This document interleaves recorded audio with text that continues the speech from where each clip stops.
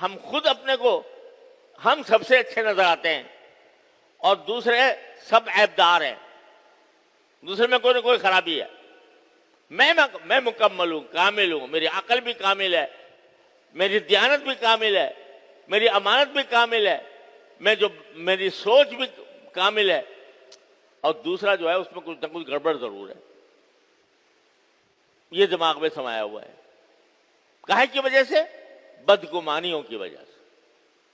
بدگمانیوں کی وجہ سے نتیجہ یہ کہ ایک مسلمان کا جو اکرام ہونا چاہیے، جس کا ہمیں حکم دیا گیا ہے کہ ہر مسلمان کا اکرام کرو، اس کی عزت کرو، اس کی توہین نہ کرو، تو یہ بات ہمارے دل سے اس لیے نہیں نکلتی، یہ ایسا حقیقت میں اس پر عمل اس لیے نہیں ہوتا کہ ہمارا دل بدگمانیوں سے بھرا ہوا ہے.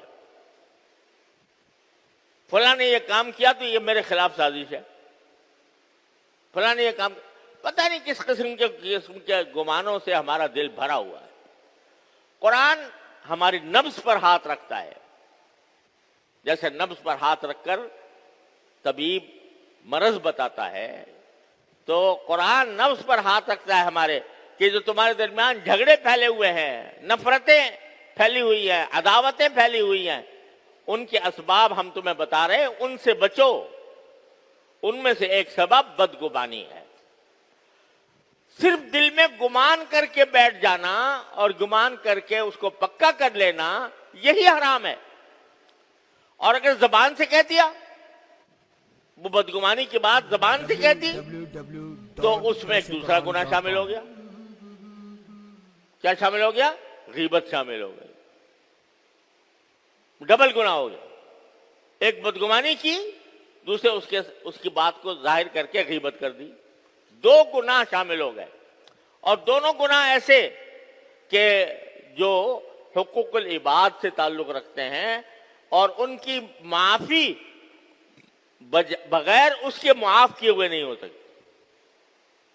اللہ تعالیٰ کہتے ہیں میرا تم نے کوئی حق پامال کیا، تم نے توبہ کر لی، معافی مانگ لی، میری طرف سے معاف.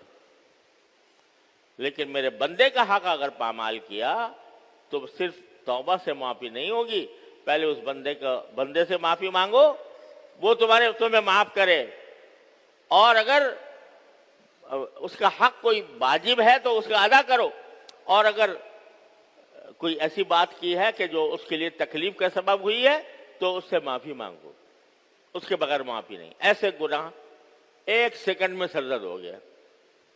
بدگمانی ہوئی، اس بدگمانی کو زبان سے نکال دیا، غیبت ہوئی، اور اگر مجمع کے سامنے کہہ دیا تو اس کے معنی یہ کہ اس غیبت کی تشہیر کر دی آپ نے، اور زیادہ گناہ ہو گیا.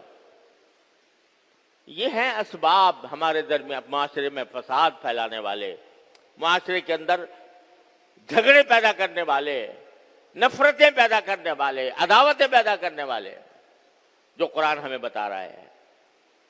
اللہ تعالی ہمیں سمجھنے کی بھی توفیق عطا فرمائے اور اپنے طرز عمل پر غور کر کے ان کی اصلاح کی بھی توفیق عطا فرمائے.